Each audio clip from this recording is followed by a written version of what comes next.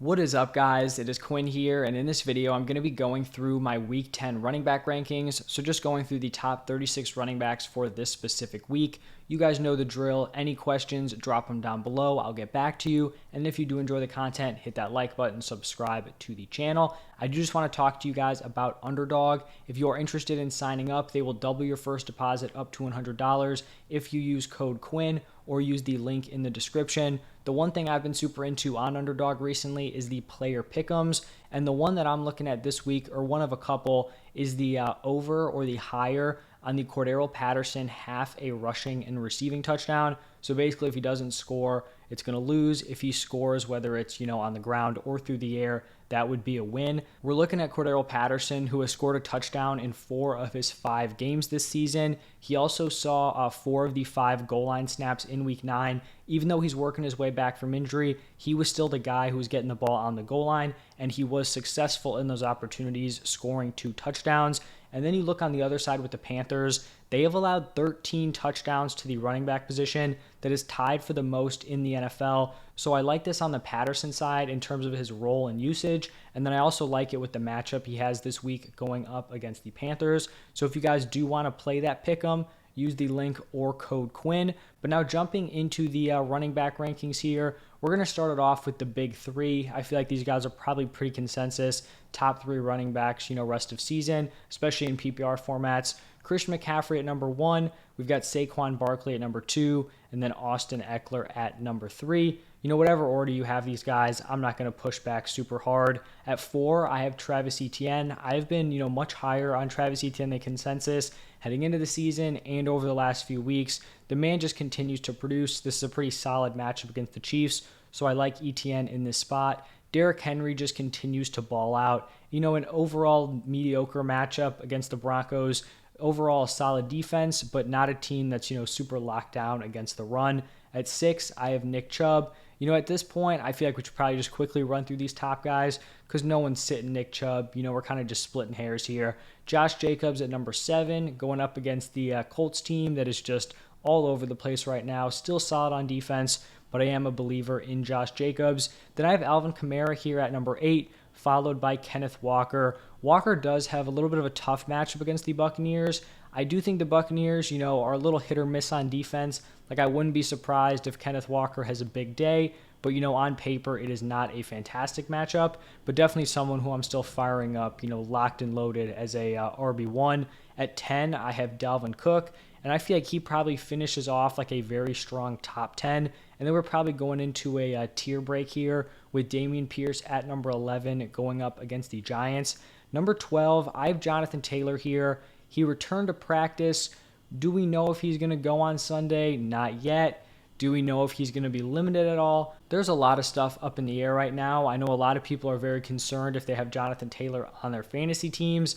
I'm just going to keep reiterating the point where it's like if you can get a top 13, 14, 15 running back in return, like if you're getting a Ramondre, someone like that, I'd be all over that trade offer. But I'm not going to be selling Jonathan Taylor for like 50 cents on the dollar. Because if you drafted Jonathan Taylor and now you're going to bring in, I don't know, like a Ezekiel Elliott, a David Montgomery, like if you were missing out on Zeke, are those guys really going to take you over the top and help you win the championship? I feel like at that point, if your number 1 pick is no longer on your roster, it's going to be tough.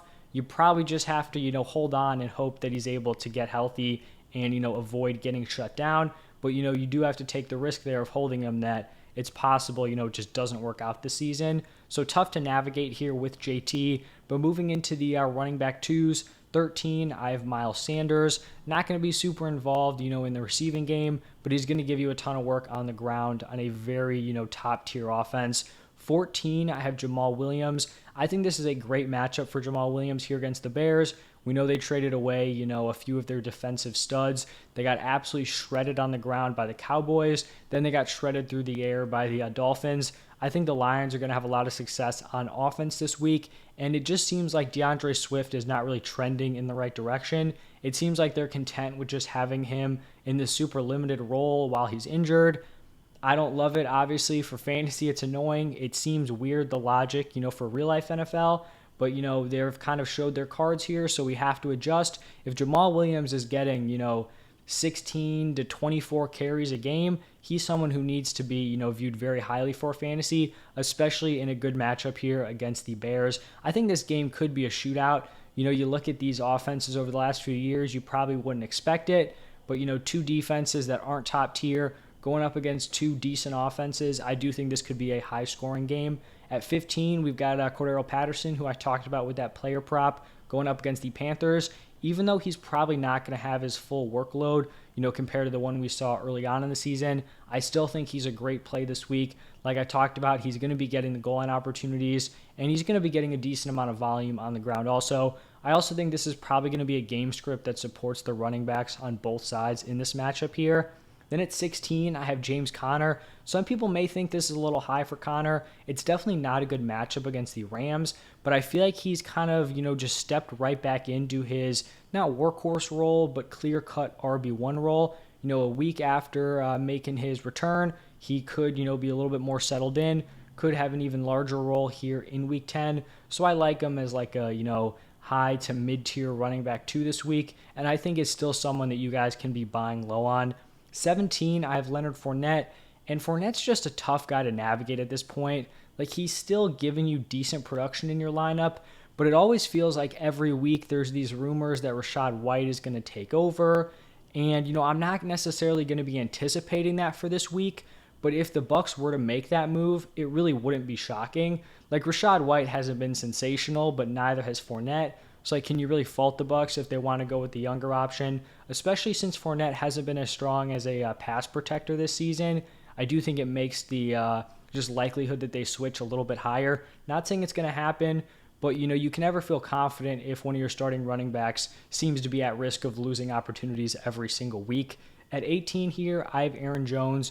He would be higher if we knew he was fully healthy. We're not sure he's going to be playing in this game, and if he does play, is he going to be limited? So if he was healthier, he'd probably be more of a high-end RB2, but right now he's going to be slotting in as a mid-tier running back 2. And then in that same game, we have Tony Pollard here at 19 going up against the Packers. I would expect Tony Pollard to probably be the top running back to own here for the Cowboys, especially if it's Zeke's first game back. If Zeke somehow does not play in this game, Pollard shoots up to a top 12, probably top 10 running back this week. Just to jump over Jeff Wilson for a second, I have Zeke, just behind Tony Pollard here at 21.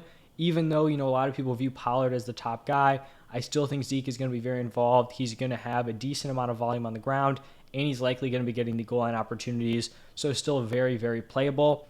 Jeff Wilson, I have here at 20, sandwiched between Pollard and Zeke. I've talked about this all week long. I think this is going to be Jeff Wilson's backfield moving forward. They were basically 50-50 in week 9. If not, Jeff Wilson was, 53-47. So the fact that he had the lead in that backfield, even if it was minor, without even being there for a full week, that leads me to believe that he's going to continue to earn more opportunities. So I'm going to be making that bet here with him at running back 20.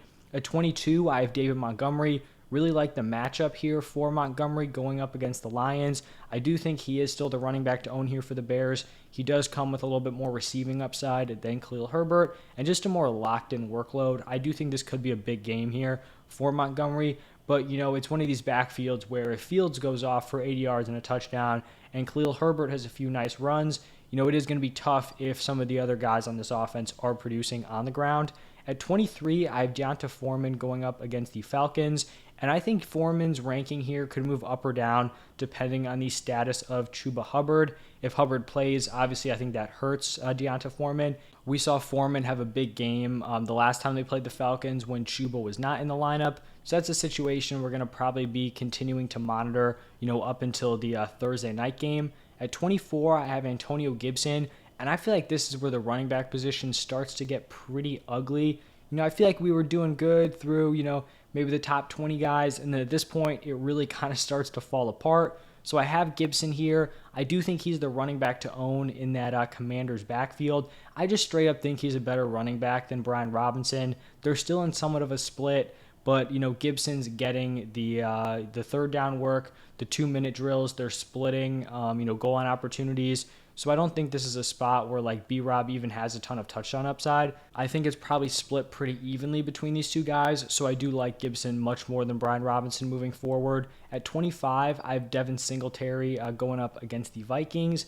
Maybe the Bills rely on the run game a little bit more with Josh Allen's elbow a little bit banged up.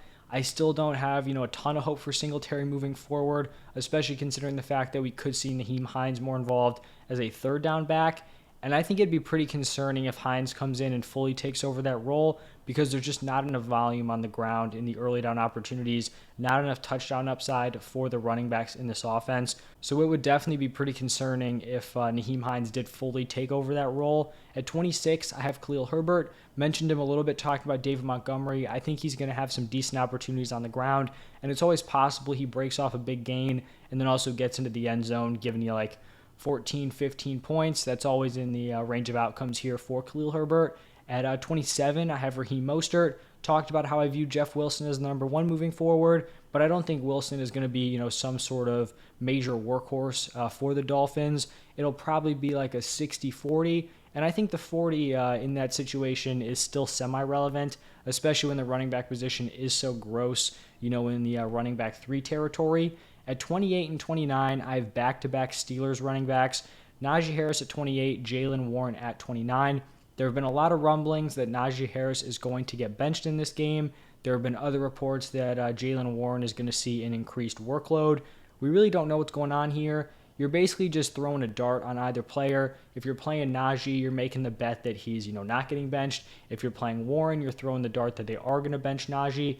The overall issue here with these two players is like, how valuable is the number one role for the Steelers, right? Like Najee's had that, for a decent amount of the season, maybe not total workhorse, but a lot of the opportunities, and he consistently was giving you high-end running back 3 production. So if they're now going to be in some sort of committee, this could just be really bad for both of these guys.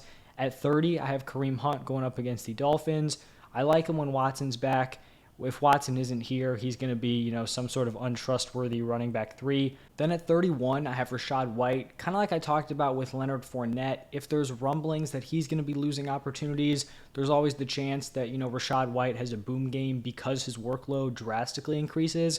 It's possible that's this week. Is he someone I want to be banking on that happening for? Definitely not, but someone who definitely should be owned. He's someone I talk about every single week in the waiver wire video. If he has the opportunity to not just be a handcuff, but to be a weekly start, he definitely needs to be picked up in a ton of leagues. 32, I have DeAndre Swift. It's just brutal ranking Swift this low, but at this point, is there anything else we can do here? They are clearly, committed to using him in this very small role. He's clearly not 100% healthy. He's still limited in practices. They're not just going to hold him out. So we're in this bad spot where we just have to sit him, when in reality, he should be like a top 12 running back. So it definitely sucks to have him here, but I feel like it's where he belongs at this point. 33, I have A.J. Dillon. Dillon could move up if we're hearing that Aaron Jones is either out or limited. But at this point, with a semi-healthy Aaron Jones, this is where he would fall. 34, I have CEH. The Chiefs just have one of the grossest backfields probably in the NFL. CEH has some sort of value because it's always possible he finds his way into the end zone on one of his 5 carries and 1 target, but definitely not something I want to rely on. 35, Tyler Algier, going to be the number 2 behind Cordarrelle Patterson. Saw a pretty solid workload last week and was efficient in those opportunities. So, here at 35, the backup to Patterson, limited receiving upside, but could have some, opportunities, almost like a poor man's Khalil Herbert. And at 36, I have Chuba Hubbard. I think a fully healthy Chuba is definitely ranked much higher, kind of just like a placeholder spot, to see what happens with him. Also could have thrown Brian Robinson on here. He's probably just as viable as Chuba or Tyler Algier. But like I said, not someone I want to be trusting. So that is going to wrap it up for the top 36. Pretty gross, last probably 6 guys there. So hopefully you have some of the guys in the top 24 area. If not, hope your wide receivers are stacked. But that is going to wrap it up for this one. If you guys did enjoy, hit that like button. If you want to see the wide receivers, those are going to be posted today also. Thank you guys, and I'll see you in the next one.